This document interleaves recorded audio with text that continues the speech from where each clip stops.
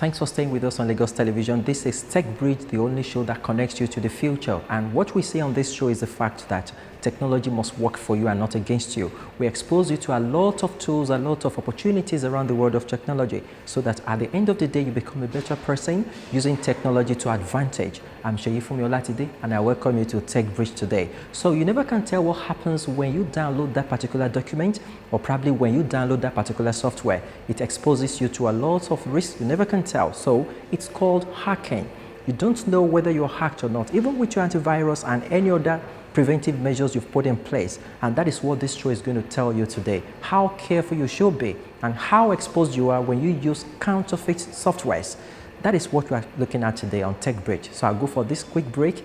It's still Techbridge on Lagos Television. Please stay with us.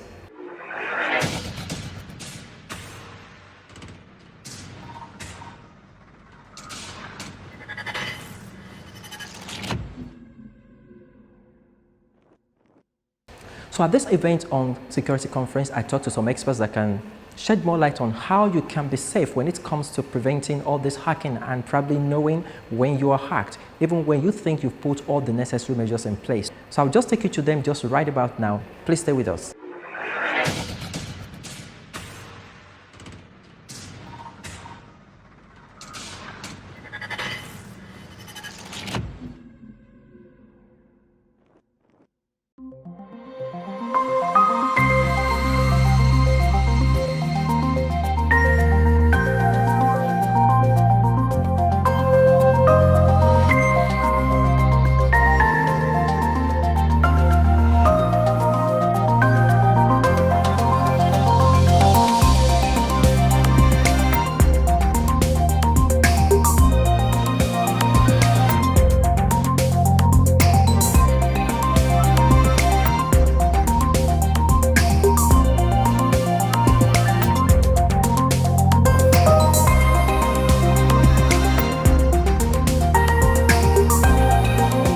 We're trying to advance technology, and in doing that, we're trying to drive economic prosperity.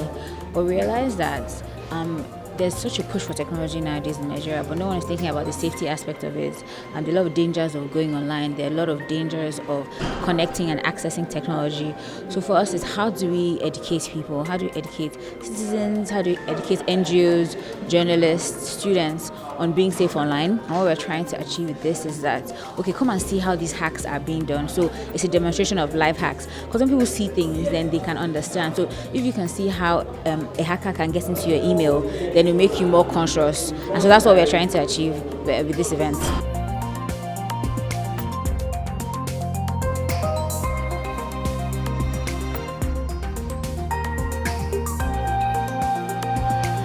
Install it on the victim's system, and which will give me a connection back to my system. Do we understand? Maybe too technical. Okay. It's a remote access Trojan. I know that if I send an exe file to you, which is the normal exe file that we use for installing our apps, Windows especially, your antivirus will not allow you to receive it via your email, number one. Your email system will not allow you to upload exe file, number two. Number three, you will not download an exe file and install on your system. Come on, I'm sending you an email and you don't need an exe file. We all agree. But because I want to get that remote access Trojan to your system, I wrote a sample malware code, which does direct memory injection. What the instruction is that, and you know for anything to happen on the computer system, it has to run instructions on the memory, right? We agree. So the instruction I gave it is that, go to this link. I will show you the malware sample in the document. It's in there. Go to this link on this server on the website, download this piece of code, run it on the victim's system. Very simple. And while he was busy reading, my victim will be there reading his email, looking at the account statement. So, yeah, we debited what happened. I got a reverse connection from a small remote access Trojan that is called NanoCore. There are many remote access Trojan platforms that you can use, but these I've used them very well. I got access to his system. And if you look at this, it's saying there's a system, it's using CPU, from this IP address, it is Windows 8.1 Pro, and it is 64-bit. And that is that system over there, my victim's system. Now, can we look up at the screen here and see what I can do? From there, I can monitor the connections. I am looking at his desktop right now. I have access to all his files right now. And this is my system. So this is my file system, this is my victim's system. Now I can copy documents from him to my system over the internet, anywhere he is in the world. So I can copy documents from my system to his system also.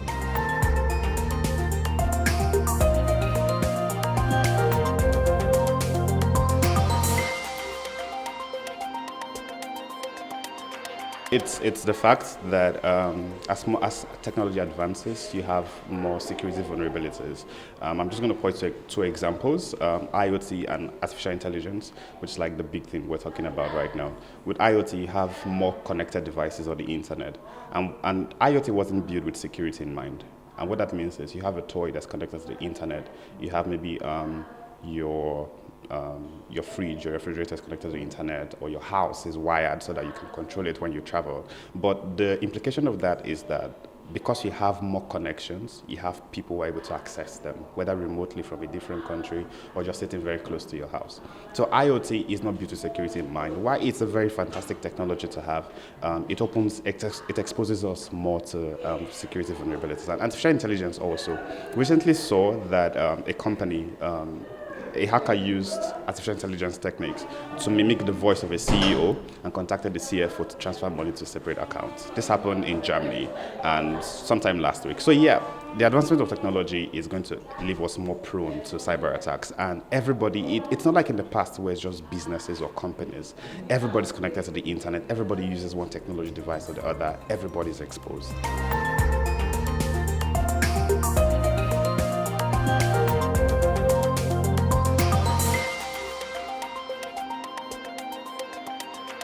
To start, always make sure you keep a close eye at the sender of any email you receive. Do not click on links in emails. Rather, go to your browser and type the URL of that page. So, for example, you want to log into your email, go and type it. Do not click on any link in an email.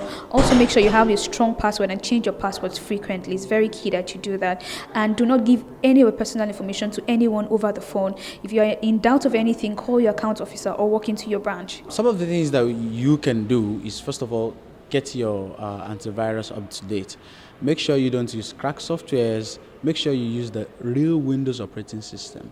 One of the problems that we have in Nigeria is that we have a lot of cracked Windows operating system flying around, and a lot of users are engaged in it. So we advise against that you get the real Windows operating system, get the real antivirus, not the ones that they sell in this at 150 naira kind of thing. I mean, you get the real one, the original one from the manufacturer, because the cracked ones, most of them come with backdoors, which these malicious people have put in so that they can have access to your systems. So you don't get cracked softwares, you get the real ones, so you know that at least they are protecting you the way they said it will protect you. Make sure you update your Windows. There's something that we call Patch Tuesday, that Windows rollout updates. So make sure you follow the updates. Whenever an update comes out, update your Windows system and make sure you just follow the updates and you follow the security trends. There are patches that come out that you hear in the news and then you quickly patch your system. There are things that come out that you will need to guard yourself against. So just stay up to date in the security world. I mean, get news, subscribe to newsletters, and you will be fine. I think it's about intentionality. People have to be intentional about technology and security.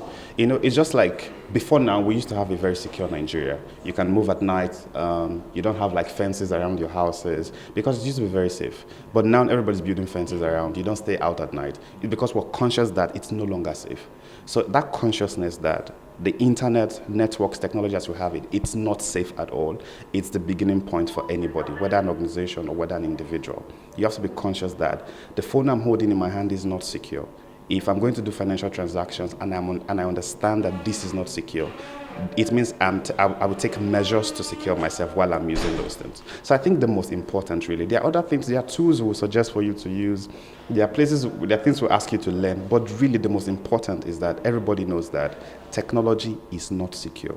It is you that take those added measures to secure yourself online and wherever it is you're using technology. So for me, it's about consciousness. Everybody watching this should keep in mind that your TV, your fridge, as we advance, these things are not secure. Someone can turn on your TV while you're not there because it's connected to the internet and things like that. So everybody should be conscious that technology is not safe. The way you're conscious about your physical security, be conscious about your digital security as well.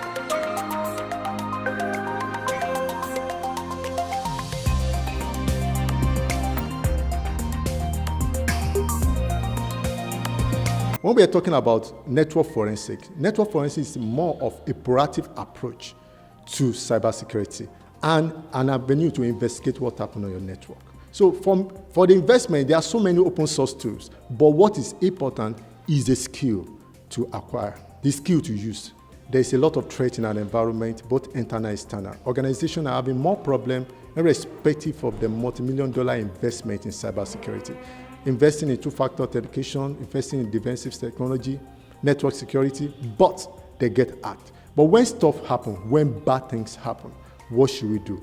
We need people who can investigate, who can get to the root cause of the problem. And one of the ways to get to the root cause is to exploit what happened on the network, to investigate, to capture the events, and provide solutions. Because as I said before, many organizations before now had been hacked, and they thought they are secure. But when they analyze the network, understand what is going on there, going in and going out, they will be able to take a decision whether to invest more in what they are using or to get another solution.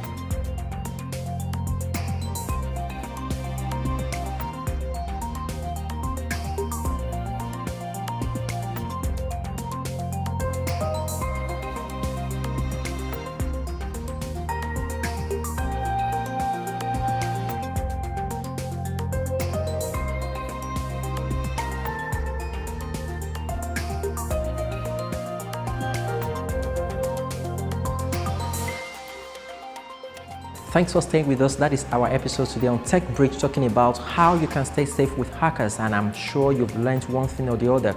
So many thanks for staying with us once again. Remember that you can connect with us on our various social media platforms. On Facebook, we are Techbridge LTV, and of course on YouTube, we are Techbridge LTV as well. You can watch this episode and every other previous episode on that same YouTube channel. You can also subscribe so that you can watch that episode and all other previous episodes again and again. Also, do remember that you can watch Lagos Television on Facebook Live. That is at Lagos Television. So that means you can watch Techbridge and every other program on Lagos Television Live. So I'm Sheyi Fumola today. Remember that with technology, there are no limits. Keep innovating, keep discovering, and keep achieving more with technology. See you next episode. Bye for now.